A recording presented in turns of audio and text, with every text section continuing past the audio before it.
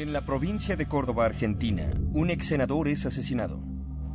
Evidentemente fue una encerrona en el momento justo que Regino deja el auto, se dirige a la puerta de la casa, se sienten los disparos.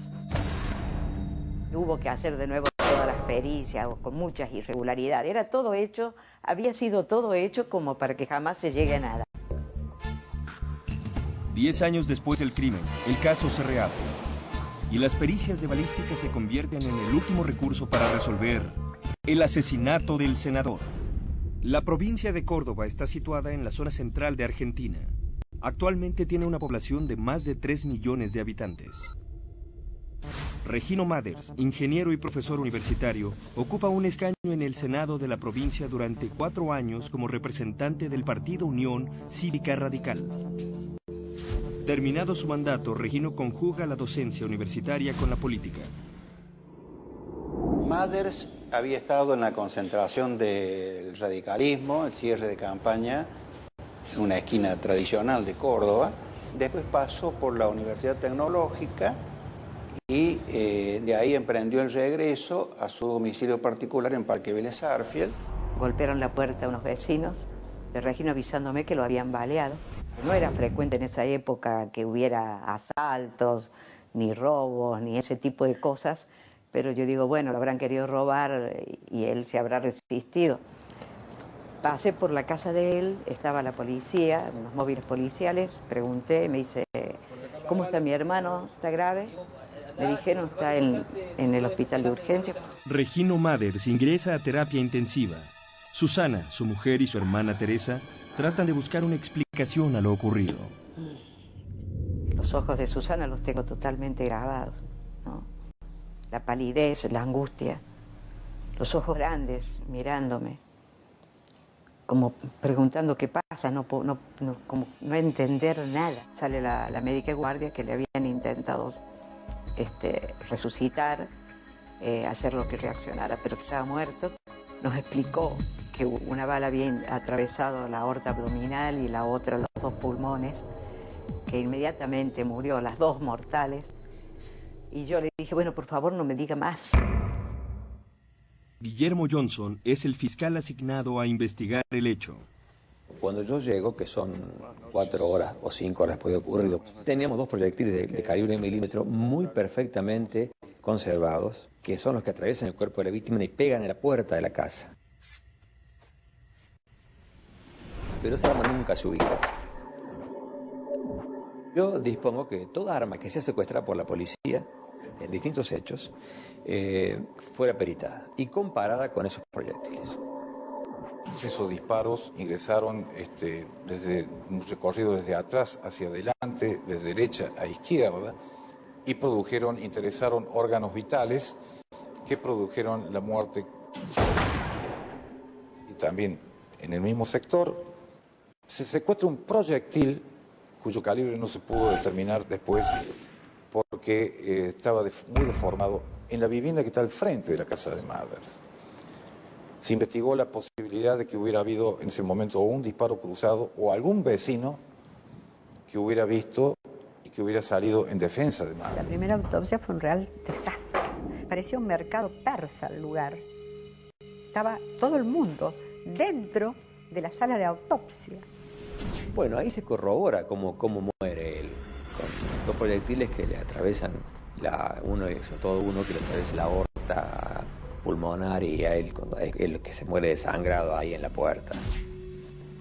Era un político con mucho sustento de base, ¿no? Una persona que tenía esa capacidad de llegar del intelectual al no intelectual, al rico y al pobre. Una persona sumamente respetada por ambas cosas, honestidad, capacidad técnica y también una gran capacidad como político.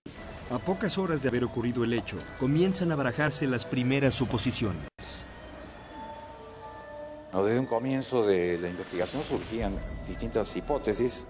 Se habló de una cuestión sentimental, de alguna relación paralela que él tenía.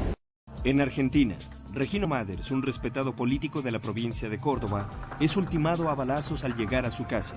Se hablaba de que esto era un crimen de polleras, un crimen pasional, Y yo empecé a investigarlo porque lo tomé como un hecho más. Yo no tenía ningún prejuicio, yo investigaba todas las hipótesis. Además de la presunta relación extramatrimonial de Mathers, el fiscal Johnson también investiga si el crimen puede estar relacionado con un intento de robo. Empezamos a trabajar la del robo porque es la que estaba convencido el principal investigador de la causa.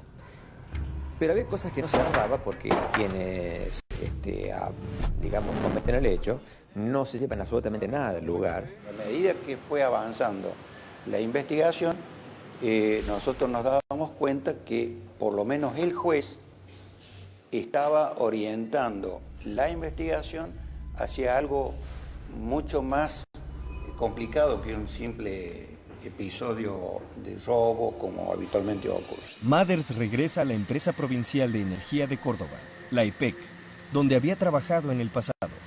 Asimismo, retoma su cargo como docente en la Universidad Tecnológica de Córdoba. Regino Mathers era un hombre que era funcionario de EPEC, era decano de la Universidad Tecnológica y docente. Tenía actuación política, así que yo empecé a todos los ámbitos donde se movía de la política, como los ambientes de EPEC y los ambientes de universitarios, para ver qué pasaba en la mente de Regino Mathers en esos momentos, para determinar, ordenar, digamos, las hipótesis del caso. Hablaba de que iba a ser una denuncia que complicaba, en cierto modo, a gente de su partido. Ante estas revelaciones, la familia de Mathers contrata a la abogada María Martínez para que los represente. Cuando yo veo los montos en EPEC y el rol de él, yo planteo que no solamente es la corrupción que veía en toda la estructura económica, sino que es su denuncia, la denuncia que él iba a hacer, iba a bloquear o frustrar grandes planes. Martínez se percata de inmediato que la tarea del fiscal Johnson para esclarecer los hechos no iba a ser fácil. Nos toca un juez, una buena persona. Era una persona que buscaba posibilidades. Necesitas peritajes, necesitas seguimiento, necesitas una serie de cosas. Y si desde el vamos, la estructura policíaca, que es la que te tiene que ayudar, te genera sospecha, ya tenés un gran problema. Era como que una película que pasaba rápidamente y de la que uno no entendía nada, ¿no? Así que no había ningún indicio como para uno poder decir que ni que no era político ni que era un tema de poder. El fiscal Johnson toma medidas para preservar las evidencias recuperadas en la escena del crimen. Y esos proyectos se movían del juzgado para ir a los gabinetes técnicos con mi presencia, la presencia del secretario o del prosecretario, porque yo quería tener la seguridad de que no me cambiaran esos proyectos y que no pasara ninguna irregularidad que me coartara la posibilidad de llegar a el arma homicida. En Argentina, la Fiscalía de Córdoba investiga el asesinato de Regino Mathers, ex senador de la provincia. En las averiguaciones preliminares, el fiscal Guillermo Johnson descarta que los móviles detrás del homicidio puedan ser un crimen pasional o un posible intento de robo. Johnson, además, no está satisfecho con el trabajo del jefe de la policía. Le encargo una serie de diligencias que, digamos, no fueron, en que me demostraron de que no había puesto todo su ahínco o dedicación y había reticencia respecto de la investigación del hecho. Luego empezaron actores de la política a querer conocer la intimidad de la investigación. Es así cuando aparecen a dos comisarios generales de la policía de la provincia para que colaboraran con la investigación. Durante varios años, estos comisarios presentan ante el fiscal supuestos testigos relacionados a los hechos. Aportaban datos falsos que provocaban desvíos en la investigación. Y esto lo que trajo aparejado fue, indudablemente, pérdida de tiempos, de desgaste judicial, de desgaste de medidas investigativas. A mí se me torna asfixiante mi tarea en el Poder Judicial, donde en medio del Poder Judicial no me miraba como unos ojos. El fiscal Johnson deja el caso Mathers sin haber encontrado un móvil ni el arma homicida. Cuando Johnson deja el cargo, la investigación entra en una meseta en donde no había nada nuevo. Ya habían pasado ya 8 años y queríamos que realmente pudiéramos llegar a la verdad y a que el esclarecimiento del crimen. El caso Mathers queda frío durante 10 años. Según la ley argentina, el expediente estaba por caducar. Pero antes de que esto ocurriera, un nuevo fiscal, Marcelo Corbalán, reabre la causa. En el momento que nosotros recibimos la causa, quedaban 12 armas que estaban secuestradas para ser peritadas. El fiscal Corbalán enlista de inmediato la colaboración de los expertos en balística de la Gendarmería Nacional. La Gendarmería recibió 9 pistolas, de las cuales 8 eran calibre 9 milímetros de la marca Browning. Se procedió a verificar la numeración de cada una de ellas, observando que una de estas pistolas carecía de numeración, estaba pintada con pintura sintética de color negro. Teníamos 2 proyectiles, teníamos 2 vainas que habían sido levantados en el lugar del hecho. Lo primero que tuvimos que hacer es determinar si esos 2 proyectiles indubitados fueron disparados por un mismo arma. Procedimos a obtener proyectiles testigos y vainas testigos del arma que tenía numeración limada. Para la comparación de proyectiles y de vainas se utiliza un microscopio que se denomina componedor o de comparación, y lo que hace es ver las características que tanto en la vaina, en el casquillo, como en el proyectil ha dejado el arma que los ha disparado.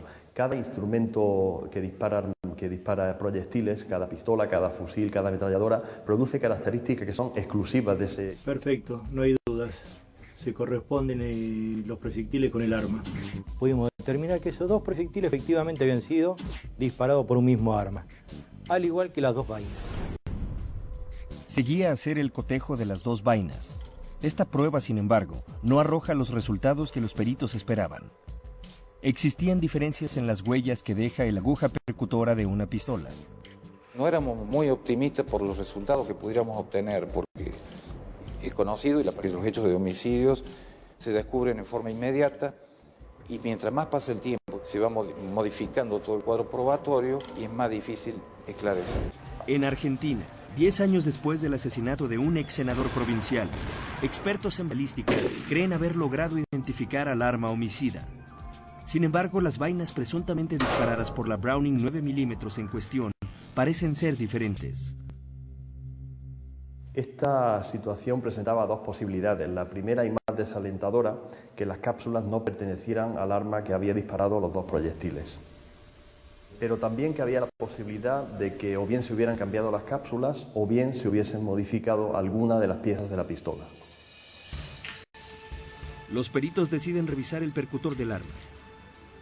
Optamos por establecer que esa aguja había sido dañada por la mano del hombre, porque presentaba unas rayas en formas muy paralelas entre sí, similares a la dejada por una lima. Los expertos en balística confirman que la Browning 9 milímetros peritada es efectivamente el arma que le causó la muerte al ex senador Regino Mathers en 1991. Para identificar al homicida, sin embargo, aún necesitan recuperar la numeración del arma que fue borrada intencionalmente. Todo metal tiene una estructura estratigráfica específica que va por capas desde la más superficial a la más interna.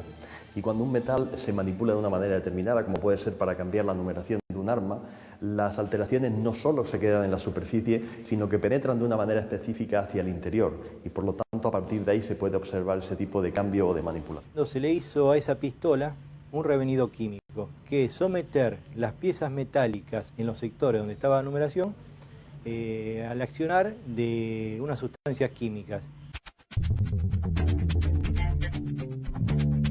Y la numeración borrada de la corredera se pudo obtener al completo, mientras que la numeración que iba en el cañón solamente se pudieron obtener 3 números, pero la ubicación de esos 3 números coincidían con la numeración de la corredera. Y a partir de allí comenzamos a reconstruir la historia de esa arma desde la fecha final del secuestro hacia atrás. Finalmente, Hugo Óscar Cintora, un exoficial de la policía, es identificado como la persona que portaba el arma el día del homicidio. Y esa arma había estado secuestrada allí proveniente de un procedimiento donde había sido detenido un menor vinculado familiarmente con Oscar Síntora, que es un ex policía, que paradójicamente también Síntora había sido uno de los testigos y además colaboradores que aparecieron en el juzgado de Johnson y que después se determinaría, tenía obviamente intenciones no del esclarecimiento del caso, sino de desviar precisamente la investigación. Se comprobó también de que Síntora había participado de reuniones que se realizaron días antes de la muerte de Mathers. En esas reuniones hubo una oferta dineraria para matarlo. Estaba muy mencionado en las actuaciones desde un comienzo el ex diputado provincial Medina Allende, como quien había sido la persona que había, de alguna manera, quería la muerte de Mathers y que había prometido esta suma de dinero. Se formuló acusación concretamente en contra de él hasta que se realizó el juicio y el tribunal lo absolvió. Fue una causa, digamos, que convulsionó a la provincia de Córdoba. A mí me demostró de que cuando la corrupción llega a cierto nivel, es muy difícil a la justicia o al Poder Judicial investigar. Cuando la corrupción toma los poderes políticos, es prácticamente imposible investigar. Destrozaron la vida de la familia. Creo que el sufrimiento de una familia es lo mismo que el sufrimiento de todas y cada una de todas las familias. Porque nadie merece ni un crimen de un ser querido, y menos la impunidad, y menos cuando viene de una estructura de gobierno delictivo.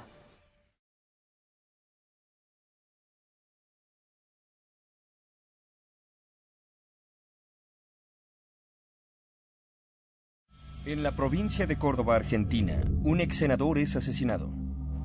Evidentemente fue una encerrona en el momento justo que Regino deja el auto, se dirige a la puerta de la casa, se sienten los disparos. Hubo que hacer de nuevo todas las pericias con muchas irregularidades. Era todo hecho, había sido... Esa terapia intensiva. Susana, su mujer y su hermana Teresa tratan de buscar una explicación a lo ocurrido. Los ojos de Susana los tengo totalmente grabados, ¿no?